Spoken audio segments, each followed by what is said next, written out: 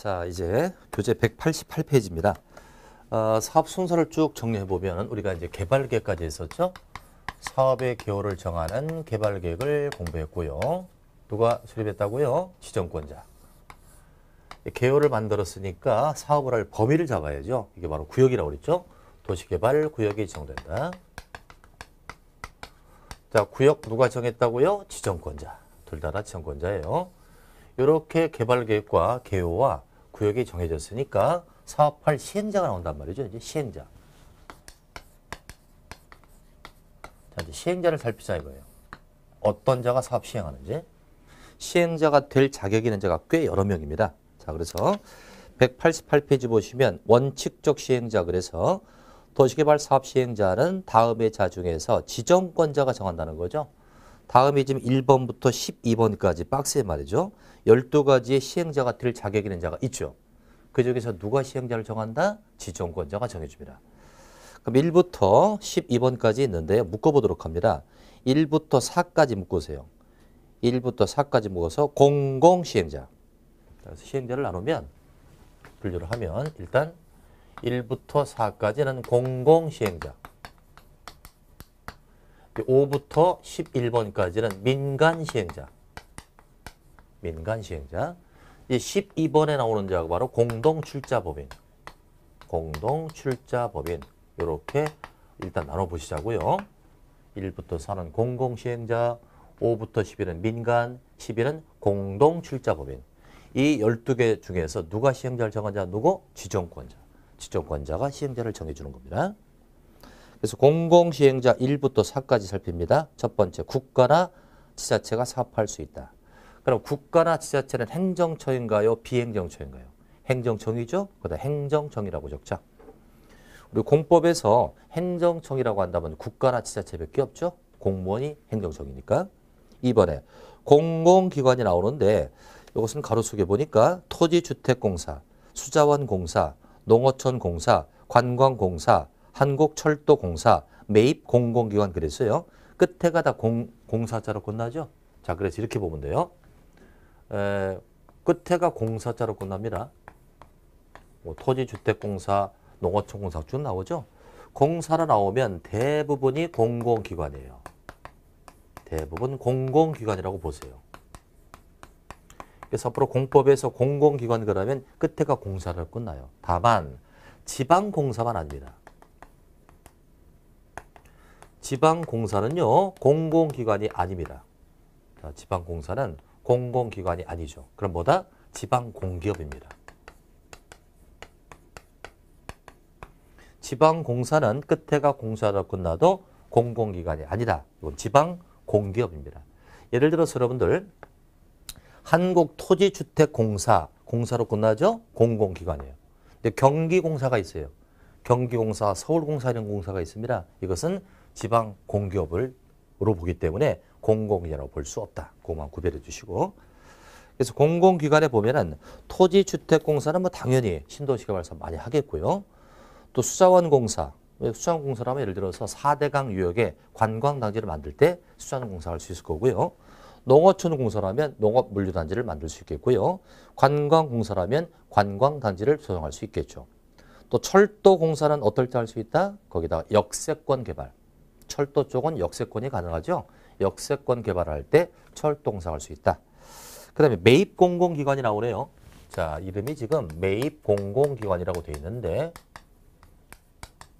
이건 이렇게 적으세요. 이전할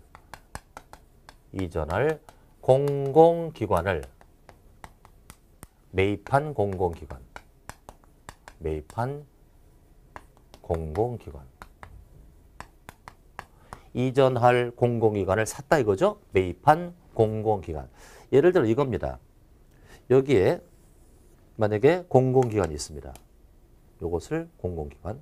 뭐 LH공사라고 할까요? LH공사는 토지주택공사를 줄여 쓴 겁니다. 토지주택공사가 있는데 여기 지금 세종시가 있다고요. 이건 서울에 있었습니다. 서울에 토지주택공사가 있었는데 이 LH공사가 세종시로 이전한다고 합니다. 이전하는데 그럼 LH공사 본사가 다 옮겨가니까 이 터는 그대로 남겠죠. 이 터가 꽤 클 겁니다. 주택공사, 토지주택공사 터가 커요. 이 터를 매입한 자가 있겠죠? 여기 A라는 공사가 있었는데 이 공사가 이걸 매입합니다. 자, 보세요. LH공사라는 공공기관이 있었는데 이 공공기관이 세종시로 이전합니다. 그럼 이 빈 땅 남았죠? 이걸 A라는 공사가 매입했다 이거예요. 이게 바로 매입 공공기관이죠. 그럼 요자는 이 땅을 매입했으니까 여기다가 신도시개발 사업하면 딱 좋겠다 이거죠. 그래서 매입 공공기관입니다. 그래서 공공기관이 사업할 수 있고요. 이제 3번에 정부 출연기관이라고 해서 철도시설공단 또 나오죠. 철도시설공단도 결국은 역세권 개발이다 이렇게 보시고요. 4번에 지방공기업법에 따른 지방공사라고 되어 있어요. 그 지방공사는 끝에가 공사로 끝나도 공공기관이 아니라 뭐다? 지방공기업이다. 그래서 1부터 4까지는 공공시행자인데요. 이 중에 1번은 국가지자체는 행정청이었습니다. 그러나 2, 3, 4는요. 공공이지만 행정청은 아닙니다. 그렇죠? 토지주택공사를 공무원으로 볼 수는 없죠. 그래서 2, 3, 4번은 공공이지만 비행정청 시행자입니다. 비행정청. 그러니까 공공은 행도 있고 비행도 있을 수 있다는 얘기죠. 그래서 1부터 4까지는 공공시행자고요. 이제 5부터 11번까지가 민간시행자인데 자 5번 봅니다. 도시개발구역의 토지 소유자라고 하죠. 구역 내의 토지 소유자도 사업시행자가 될 수 있겠고요. 6번. 도시개발구역의 토지 소유자가 도시개발을 위해 설립한 조합이라고 되어 있습니다. 조합이라는 말 뜻이 뭡니까? 뜻을 같이 한 자의 모임을 조합이라고 하죠. 합자니까 뜻을 같이 한 자가 모인 집단을 조합이라고 하는데 도시개발 조합은 어떤 뜻을 같이 했을까요? 그렇죠. 도시개발 사업을 하겠다라고 뜻을 같이 한 자들이 모였어요. 이게 바로 도시개발 조합인데 조합도 사업할 수 있습니다. 근데 괄호속을 볼까요? 도시개발 사업의 전부를 환지 방식으로 시행하는 경우에만 해당한다고 돼 있죠. 따라서 아까 사업 방식이 세 가지가 있었죠. 수용, 사용 방식, 환지 방식, 혼용 방식이 있는데 조합은 무슨 방식만 한다? 환지 방식만 사업할 수 있다. 그렇죠? 그러나 5번에 나와 있었던 토지 소유자는 수용 방식도 할 수 있고 환지 방식도 할 수 있죠. 다만 조합은 환지 방식만 시행자입니다. 7번. 수도권 정비계획법에 따르는 과밀 억제 권역에서 수도권 외의 지역으로 이전하는 법인이라고 되어 있어요. 자, 어디서로 이전했다? 과밀 억제 권역에서 수도권 외로 이전했다.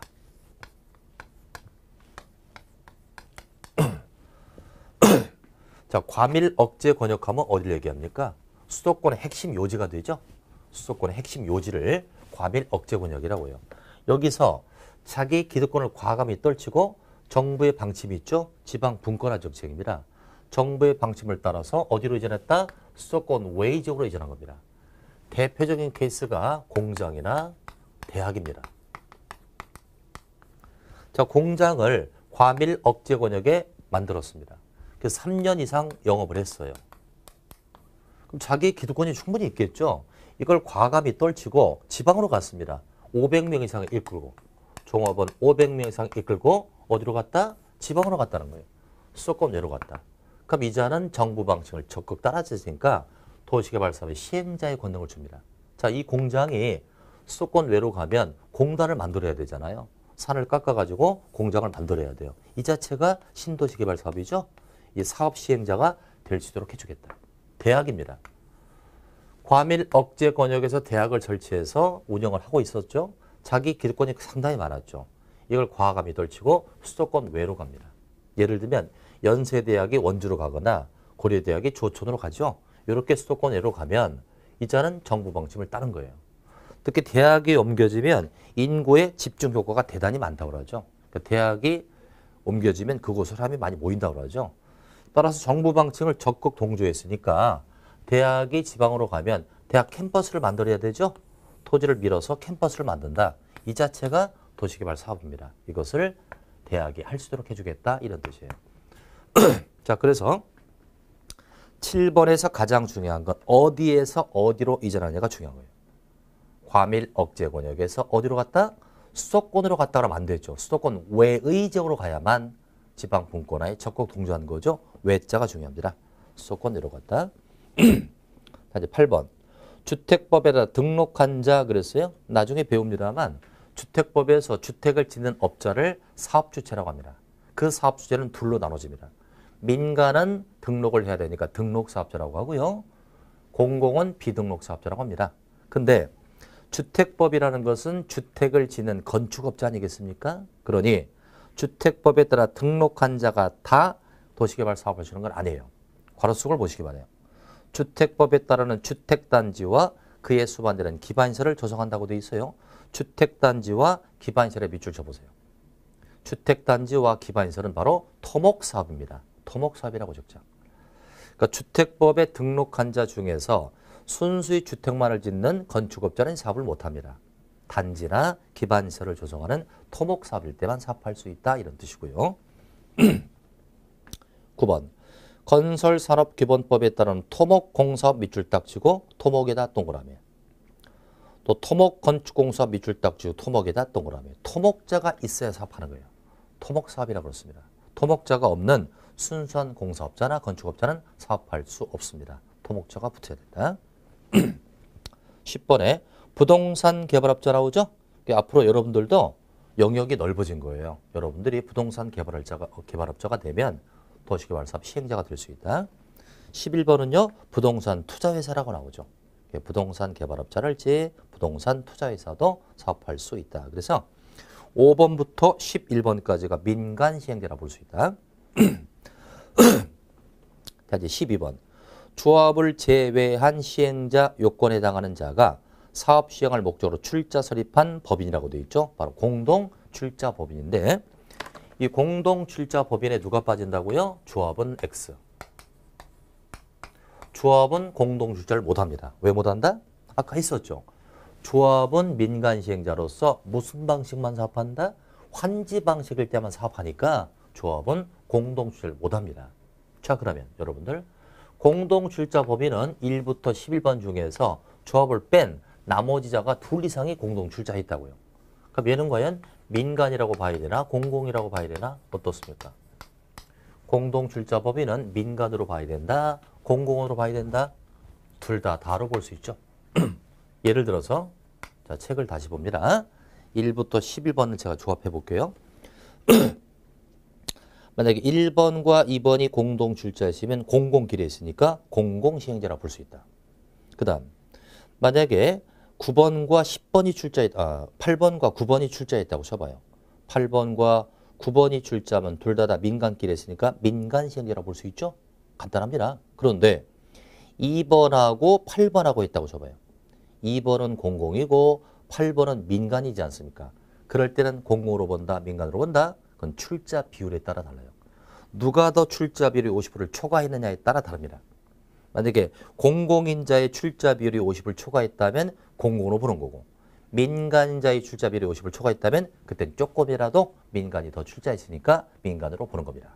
자, 그래서 시행자가 공공시행자, 민간시행자, 공동출자법인이 있는데 공공 중에는 행정청의자는 딱 하나예요. 국가지자체가 행정청이고 나머지는 다 비행입니다. 이자 중에서 누가 정한다 시행자를? 지정은 바로 지정권자가 정한다. 지정권자가 시행자도 정합니다. 그럼 지정권자가 1부터 12번까지 중에 시행자를 정할 때 우선 지정, 우선적으로 지정할 수 있는 자는 누구였죠? 아까 했잖아요. 이 12명 중에서 누구를 우선적으로 정한다? 공모에서 선정된 자.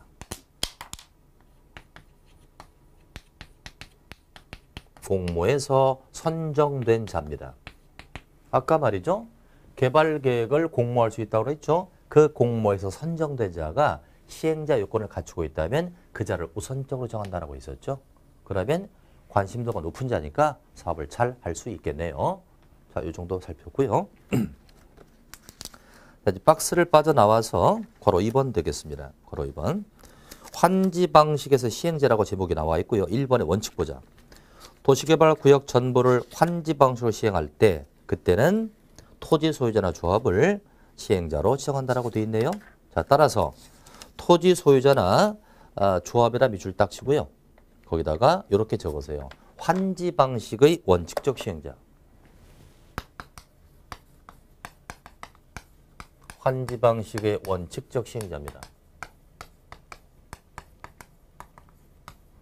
자, 사업 방식 세 가지가 있었죠, 그죠? 수용 사용 방식, 환지 방식, 호원용 방식이 있는데 환지 방식으로 할 때 그때의 원칙적 시행자는 딱 둘, 토지 소유자나 조합입니다. 토지 소유자나 조합이다. 환지 방식은 무슨 잔치? 동네 잔치라고 그랬죠? 동네 잔치면 동네 주민이 하는 게 가장 좋을 거예요. 12명 시행자 중에서 동네 주민에 가장 근접한 자가 토지소유나 조합이죠. 이 자가 하는 것이 원칙이다. 자, 근데 여러분들 조합은 환지 방식일 때만 사업했었죠. 근데 토지 소유자는 환지 방식도 할 수 있고 수용 방식도 할 수 있잖아요. 다만 환지 방식으로 할 때 그때 원칙적 시행자는 둘로 본다 이거예요. 토지소유나 조합으로 본다. 자, 한 장 넘기시고요. 시행자는 그쯤만 보시면 될 것 같고요. 이제 191페이지로 갑니다. 자, 191페이지. 괄호변에 도시개발 조합이라고 나오죠. 거기다 별표 지금 3개 들어가 있죠. 가장 중요하고 매번 시험에 꼭 나왔던 파트예요. 자, 첫 번째 이제 조합 볼까요? 조합은 중요도가 굉장히 큽니다. 시행자 중에서 조합은 굉장히 중요하다. 이 조합도 여기 시행자 들어가 있었죠. 아까 6번쯤에 들어가 있었다고요. 이 조합 쪽은 자세히 정리 좀 해야 될 것 같습니다. 조합의 뜻을 같이 한 자가 모였다 이거예요. 그러니까 도시개발 사업을 시행하기 위해서 뜻을 같이 한 자가 모인 게 바로 도시개발 조합입니다. 시행자 될 수 있죠. 자, 우선 조합에다가 1번 조합은 환지 방식만 사업하죠. 환지 방식만 시행한다. 그 조합은 수용 사용 방식은 사업을 할 수 없다고요. 환지 방식만 시행을 합니다. 그렇기 때문에 아까 공동 출자를 못했었죠. 공동 출자 법인에서 공동 출자를 못했던 겁니다. 또 이 자는 환지 방식만 사업하니까 수용 또는 사용 방식은 X. 수용 또는 사용 방식은 사업할 수가 없는 거예요. 오로지 동네 잔치 환지 방식만 시행한다. 인가부터 보겠습니다. 조합을 설립하려면 도시개발구역에 7인 이상이라고 되어 있죠.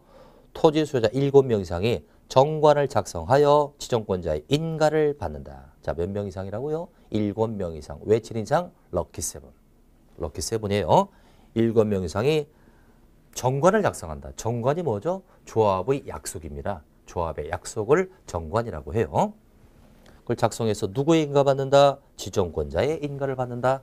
따라서 조합의 인가는 지정권자에게 받는다. 자, 여러분들 앞으로 이제 공법을 공부하다 보면 조합이 여러 군데 나옵니다. 정비법이 나오고 주택법이 나오거든요. 대부분 조합은 동네 수장인 시군구청장에게 인가를 받거든요. 그런데 도시개발조합은 바로 지정권자의 인가를 받는다. 인정을 받는다는 얘기죠. 인가는 지정권자. 왜? 도시개발법은 대부분 지정권자가 한다고 그랬죠. 지정권자의 인가를 받는다. 자, 이제 동그라미 2번으로 갑니다. 그럼 조합이 대표성을 인정받으려면 지역 주민의 동의를 받고 와야 되거든요. 자, 그래서 동그라미 2번.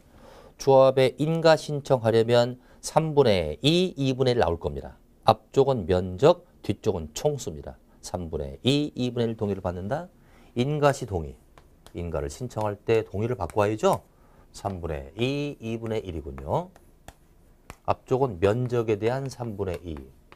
뒤쪽은 총수에 대한 2분의 1 동의를 받는다. 면적의 3분의 2, 총수의 2분의 1 동의를 받는데 요 두 가지가 동시 충족이니까 와로 연결되어 있나 확인해 보시죠. 와로 되어 있습니까? 와로 되어 있죠? 동시 충족을 받는다.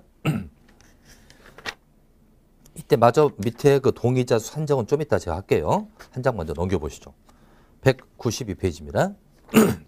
조합의 성격을 보자. 조합은 법인으로 합니다. 조합은 법인으로 한다. 성립 시기. 조합은 주된 사무 소재 등기를 했을 때 성립됩니다. 중요한 거 나왔죠? 조합의 성립. 성립 시기는 등기했을 때. 자, 조합은요. 인가 받았다고 성립되는 거 아니에요. 인가를 받으면 설립됩니다. 설립인가니까 설립되고요. 성립식이라는 건 그 조합이 진짜 백의 조합이 됐다는 거죠. 조합이 효력을 발생하는 시기가 성립식이에요. 진짜 백의 조합은 언제로 본다? 성립시기는 등기 했을 때요. 그래서 조합의 설립인가를 받은 조합의 대표자는 설립인가 받은 날로부터 30일에 등기를 하게 되고 그 등기를 해야만 조합은 진짜 조합이 된다 이 뜻이에요. 사실 여러분들 조합도 시행자 아니겠습니까? 조합이 뭔가를 잘못하면 그 지역 주민들은 조합을 상대로 소송을 제기할 수 있거든요. 그럼 소송을 제기하려면 얘가 법인격 갖춰야 되겠죠. 법인체로서 인격을 갖춰야만 조합을 소송을 제기할 수 있는데 그럼 조합은 언제 법인격을 갖추냐? 이것은 성립식이니까 등기했을 때 조합은 진짜 조합이 되고 그때야 비로소 조합을 상대로 소송을 제기할 수 있다 이런 뜻입니다. 3번에 사단법인 조합에 관하여 이 법 규정을 제외하고는 민법 중 사단법인 규정을 준용한다. 왜 아까 법인은 뭡니까? 조합은 법인으로 보는데 민법 중 사단법인으로 본다. 왜? 조합은 사람의 단체잖아요. 사람의 단체니까 사단 이렇게 기억하시면 돼요. 사단법인으로 본다. 그런데 3번 조합의 구성을 보겠습니다. 조합원의 자격 볼까요? 조합원은 도시개발구역의 토지 소유자랍니다. 자, 조합원은요 구역 내의 토지 소유자. 구역의 토지 소유자를 조합원으로 본다. 따라서 구역 내의 토지 소유자는 조합원인데 이건 바로 당연조합원을 뜻한다. 무조건 구역 내의 토지만 갖고 있으면 당연히 조합원이에요. 따라서 만약에 구역 내의 토지 소유자가 거주를 안 했다. 거주랑도 무관합니다. 거기 살지 않아도 돼요. 그저 구역의 토지만 갖고 있으면 당연히 조합원이다. 거주랑 무관하다. 또 동의랑도 무관하다. 그 사업에 동의를 하지 않았더라도 구역 안에 토지만 갖고 있으면 무조건 조합원입니다. 누가 조합원이라고요? 구역 내의 토지 소유자입니다. 그럼 구역 내의 토지 소유면 미성년자도 조합원 될 수 있고요. 전과자도 조합원 될 수 있고요.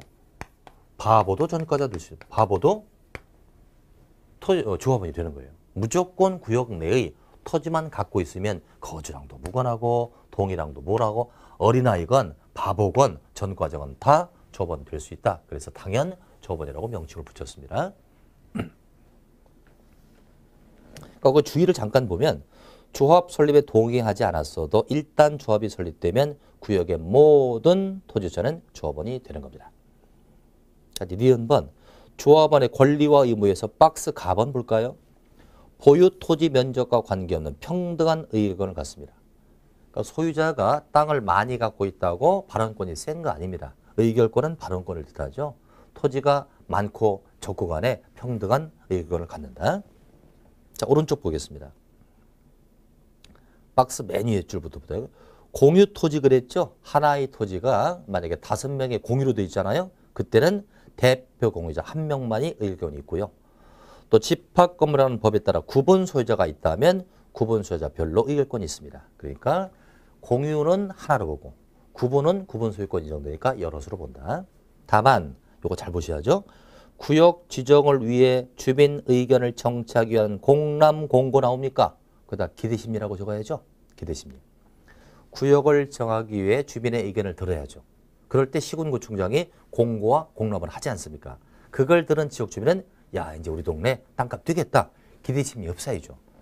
그럼 기대심리가 흡사이니까 그때 여러분들은 토지를 가만 놔둘까요? 자꾸 쪼갤까요? 자꾸 분할해서 자기 지분을 더 확보하려고 할 겁니다. 이럴 때는 구분 소유권을 분할하여 구분 소유가 공람 공고일 후에 구분 소유권을 분할해서 구분 소유를 취득했다. 이때는 의결권이 없다고 돼 있죠. 왜? 기대 심리가 있은 후에 그 토지를 자꾸 쪼갠다는 건 민법상 선이에요, 악이에요? 악이란 말입니다. 이 악의를 우리 공법에서는 제가 그냥 야로 친다고 그러죠. 야로 친다. 속임수를 쓴다는 거죠. 이것은 뜻이 악이니까 의결권이 없다고 보는 거예요. 자, 그래서 공유는 1로 본다. 구분은 가까우로 본다. 야로는 의결권이 없다. X. 야로는 X. 그러니까 설령 조합원이라 할지라도 야로시는 야로시는 의결권이 없는 조합원이 되는 거죠. 그렇죠? 야로인 경우는 의결권이 없으니까 조합원 중에는 의결권이 없는, 발언권이 없는 조합원도 있을 수 있다는 거군요. 이제 박스를 빠져나와서 디귿번 봅니다. 조합원의 경비부담 볼게요. 조합은 그 사업에 필요한 비용을 조성하기 위해서 정관이 정하는 바에 따라 조합원에게 경비를 부과 징수할 수 있습니다. 이때 C번으로 갑니다. 조합은 그 조합원이 부가금 납부를 게을리한 경우에 정관이 정하는 바에 따라 연체료를 부담시킬 수 있다는 거죠. D번, 체납자에 대한 조치. 조합은 부가금이나 연체료를 체납한 자가 있다면 특도 시군구청장의 징수를 위탁할 수 있다고 되어 있는데요. 자, 조합도 여러분들 경비를 부과할 수 있죠. 조합도 조합원에게 돈 내세요. 경비를 부과할 수 있는데 이제 강제징수가 있거든요. 강제징수는 부과를 했는데 그자가 돈을 내고 있지 않아요. 그러면 국세나 지방세 체납, 세금을 체납했을 때 딱지 떼고 걷어가는 거 있죠. 이와 같은 걸 강제징수한다고 해요. 강제징수는 행정청만 가능하다.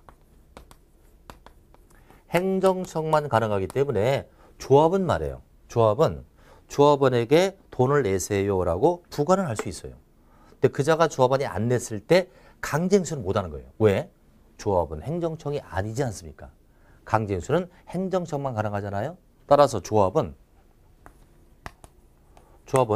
경비를 부과할 수는 있으나, 그죠? 이거 안 냈을 때 강제징수는 못하는 거예요. 왜? 조합은 행정청이 아니지 않습니까? 강제징수를 못하니까 강제징수를 위탁하는 거예요. 누구에게? 특도 시군구에게 대신 좀 받아주세요라고 강제징수를 위탁할 수 있는 겁니다. 그래서 D번이 바로 그거죠.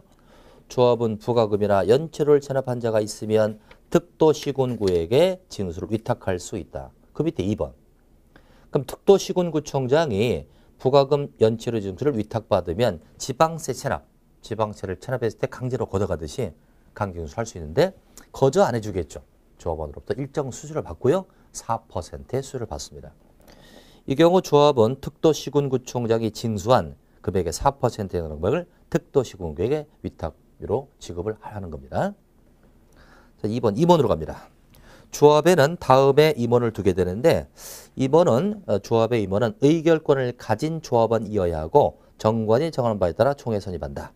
아까 조합원 중에서 야로시가 있었대요. 그자는 의결권이 없다고 했잖아요. 그러니까 의결권이 없는 조합원은 야로시예요. 야로시는 임원은 될 수 없다는 거죠. 임원 될 수 없다. 그래서 임원은 세 파트로 구성되죠. 조합장 1인의 이사와 감사로 임원은 구성이 되고 있습니다. 넘겨주시고요.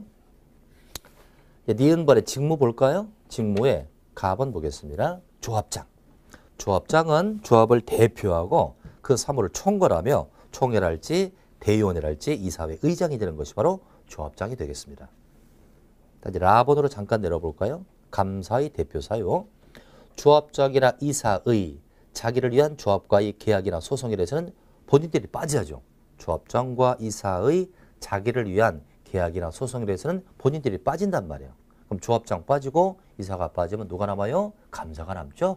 근데 감사가 조합을 대표하는 것입니다. 자, 디귿번 겸임 금지. 조합의 임원은 그 조합의 다른 임원이나 직원을 겸할 수 없으며 같은 목적의 사업을 하는 다른 조합의 임원 직원을 겸할 수 없다. 겸직 금지입니다. 한 사람이 너무 많은 자리를 차지하면 부조리에 흡수할 수 있죠. 겸직을 금지하고 있다. 1번 임원의 결격 사유. 다음에 해당하는 자는 조합의 임원이 될 수 없습니다. 가번 피성년 유견인 피한정 유견인 바보죠. 바보. 그리고 미성년자 얼라들. 나번과 답은 전과자입니다. 그러니까 바보, 얼라들, 전과자는 임원은 될 수가 없어요. 그렇죠? 그자들이 임원이라면 대표성이 있겠습니까? 그러나 물음 드릴게요. 바보, 전과자, 그리고 얼라들은 조합원은 될 수 있다 없다. 조합원은 될 수 있죠. 구역 내의 토지만 갖고 있으면 당연 조합원이니까. 다만 바보 등은 임원은 될 수 없다고요. 임원은 될 수 없다. 미음번. 조합의 임원으로 선임된 자가 결격 사유당이 되면 그 다음날 임원 자격을 상실한다. 당연하죠. 다음날 임원 자격을 상실한다. 이제 3번에 총회 나오네요. 총회다 밑줄 치고 이렇게 적어주세요. 조합원 전체 모임입니다. 조합원 전체 모임을 총회라고 하죠. 그래서 이제 중요한 안건들은 총회를 개최해서 결정을 짓겠죠. 자, 그런데 오른쪽 페이지 4번 가자. 대의원회. 대의원회는 뭐죠? 대신한다 할 때 대자죠? 자, 6번 대의원회. 자, 대의원은요, 총회 권한을 대행하는 겁니다. 총회 권한을 대행한다. 대신한다 그래 대의원이죠. 총회 권한을 대행하는 것이 대의원인데, 사실 그 도시개발조합에 총회를 개최하면 조합원이 그렇게 많지 않아요. 많아야 기신명이죠. 그러니까 총회를 대개는 다 개최를 해서 결정을 짓는데 필요하다면 대의원을 둘 수도 있는 거거든요. 자, 임의적 기관이라고도 있습니다. 의결권을 가진 조합원의 수가 50명 이상인 조합은 총회 권한 대행하기 위해서 대의원을 둘 수도 있다. 그리고 대의원은 임의적 구성. 총회가 50명 이상이면 필요하다면 둘 수도 있다. 임의적 구성이죠.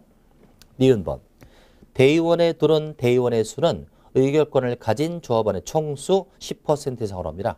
그러니까 조합원이 만약에 200명이면 10%니까 20명 이상으로 하고요. 의결권을 가진 조합원 중에서 선출합니다. 그러니까 대의원도 의결권이 있어야 되니까 야로시는 대의원도 될 수 없군요. 자, 그 정도까지만 조합을 정리하는데 이제 앞쪽으로 잠깐 와보세요. 페이지 191페이지로 와주셔야 돼요. 191페이지. 자, 191페이지 보면은 파란 네모칸이 있죠. 동의자 수를 산정하는 방법이 나오죠. 자, 이렇게 잠깐 볼까요?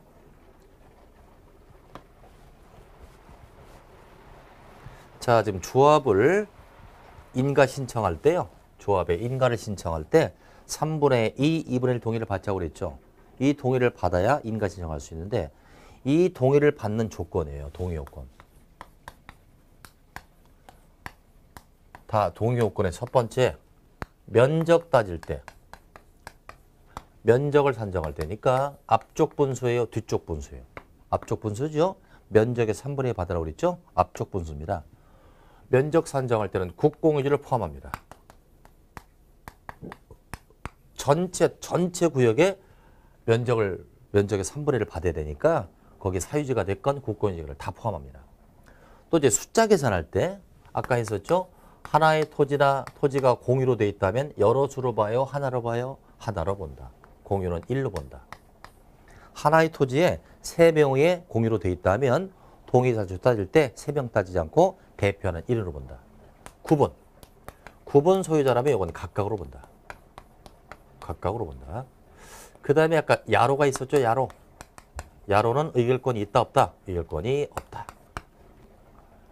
기대 심리가 있은 후에 토지를 자꾸 분할해서 숫자가 늘어났다면 이건 야로니까 속임수니까 포함시키지 않습니다. 자, 요걸 토대로 이제 하나하나 읽어보자고요. 자, 1번입니다. 도시개발구역의 토지 면적을 산정할 때는 토탈 면적을 따져야 하기 때문에 국공유지를 포함해서 산정합니다.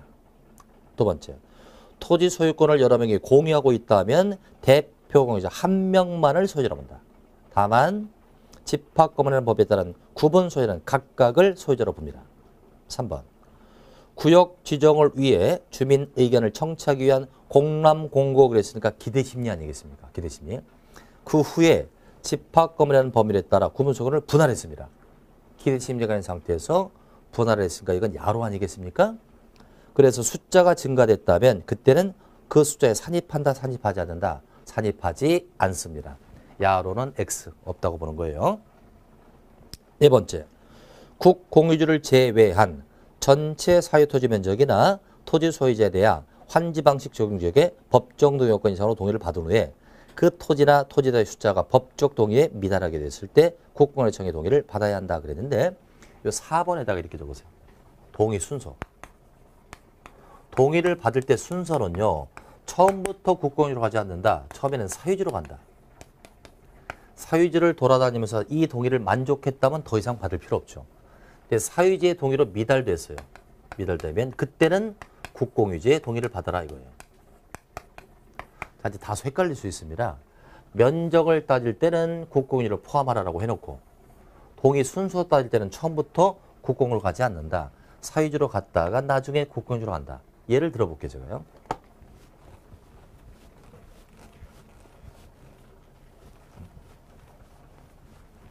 자, 예를 들어서 이렇습니다.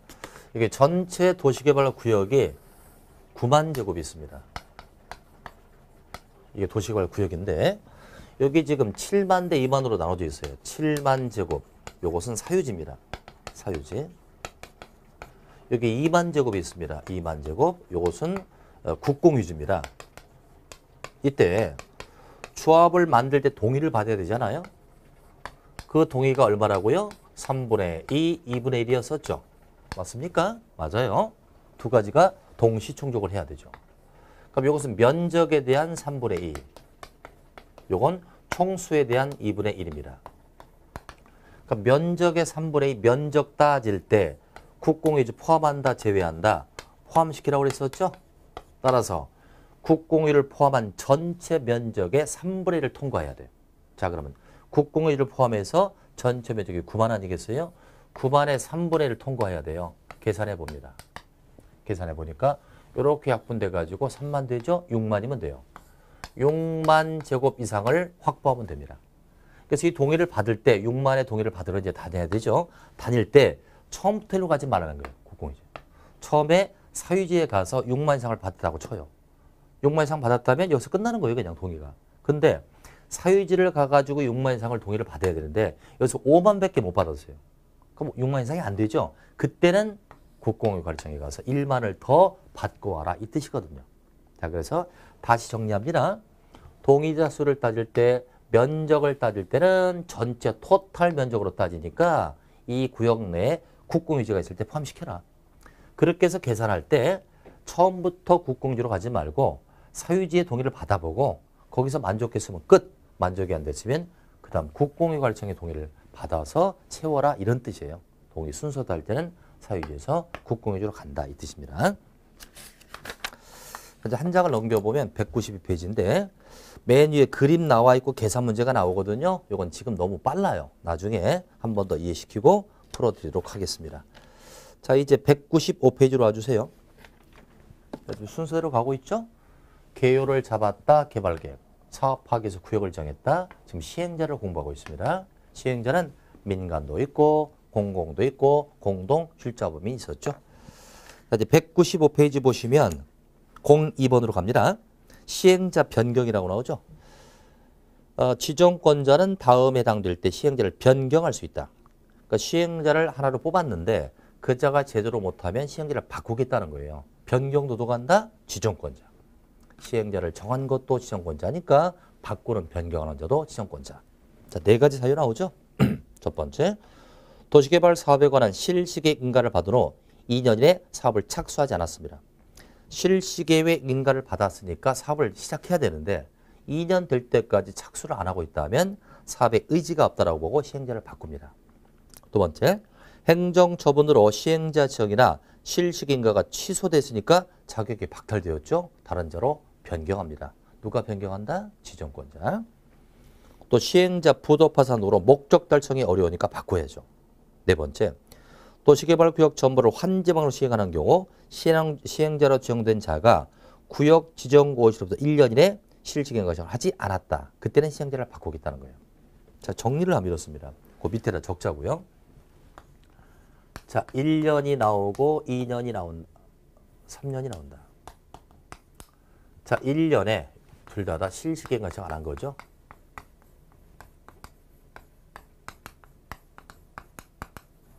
자, 지금 시행자 변경 사유를 보니까 1년과 2년이 나오잖아요. 미착수는 2년이고요. 실시행 예정을 할 때는 1년입니다. 그래서 1년에 실시행 예정을 안 하면 이건 시행자 변경 사유. 시행자가 바뀌는 사유였고요. 아까 앞쪽에서 배웠죠. 3년에 실시행 예정을 안 하면 이건 구역이 해제된 사유였죠. 도시개발구역이 해제되는 사유였습니다. 이건 시행자 변경 사유고. 1년에 실시행 예정을 안 하면 시행자 변경 사유. 그러나 3년 이내 실시행 예정을 안 하면 구역이 해제되는 사유다. 비교해서 알아두시기 바랍니다. 자, 한 장 넘겨보시고요. 196페이지 맨 밑으로 갑니다. 행정심판보자. 요거 한번 설명했는데 다시 한번 설명합니다.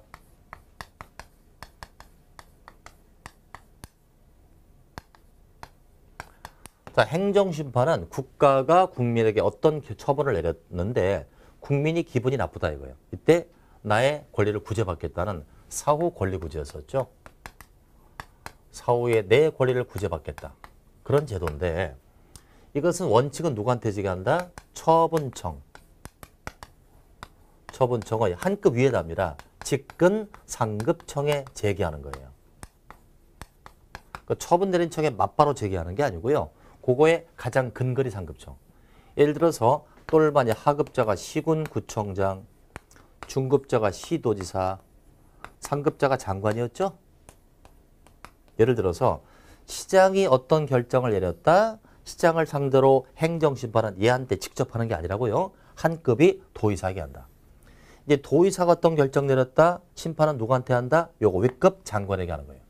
처분을 내린 처분청에 상급청에 제기한다. 그래서 만약에 우리 도시개발사업 시행자 중에서 말이죠. 도시개발사업 시행자 중에서 행정청의 시행자도 있고요. 비행정청의 시행자가 많았었죠. 그러면 얘네들이 사업을 하다가 뭔가를 잘못하면 얘네를 상대로 행정심판을 제기할 수 있다고요. 근데 이제 시행자가 만약에 행정청의 시행자였다면 간단합니다. 위계적 절차에 따라 상급자를 알 수 있거든요. 그때는 직근 상급청에 제기를 하면 돼요. 근데 문제는 시행자가 비행정청이란 말이에요. 그러면 이자의 상급청을 누군지 모르지 않습니까? 따라서 행정청이 아닌 시행자를 상대로 행정심판은 누구한테 한다? 이 시행자를 지정해준 지정권자에게 하는 거예요. 시행자를 지정해준 자가 책임이 있을 테니까 지정권자에게 심판을 제기하는 것이죠. 자, 05번 보겠습니다. 이 법에 따라 시행자가 행한 처분에 불복하는 자, 행정심판법에 따라 행정심판을 제기할 수 있으니 상급청으로 가라는 얘기죠. 다만 밑줄 쳐줍니다. 행정청이 아닌 시행자네요. 그 자가 한 처분에 대해서는 다른 법의 특별 규정을 제외하고는 누구한테 하나? 지정권자에게 심판을 제기합니다. 그 시행자를 지정해준 자가 있죠? 지정권자에게 심판을 제기할 수 있는 겁니다. 자, 그래서 일단 오늘 사업은요. 도시개발법은 자세히 들어가지는 않았고요. 사업의 자세한 내용은 다음 주에 배우고요. 기초적인 내용을 공부한 거죠. 그러니까 도시개발 사업을 할 때는 신도시를 개발한다. 사업의 개요를 잡아야 된다. 바로 개발계획.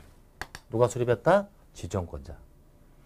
개요를 정했으니까 구역이 정되죠. 구역은 누가 정한다? 지정권자. 구역을 정했으면 시행자가 나와줘야 돼요. 시행자는 공공도 있고 민간도 있고 공동 출자법이 있었고요. 시행자 중에서 가장 중요한 조합입니다. 그래서 오늘 배운 내용 중에는 도시개발구역에서 한 문제를 예상하시기 바라고요. 또 시행자 중에서 조합이 중요하다. 조합을 또 하나의 문제로 예상하자 이거예요. 이제 시행자까지 했으니까 이제 다음번에는 뭐 한다? 시행자가 구체적 계획을 잡아서 사업을 시행하는 절차를 쭉 공부해야 되겠죠? 그런 과정을 다음 주로 돌리고 오늘은 여기까지 하겠습니다. 장기간 수고 많이 하셨습니다. 수고하셨습니다.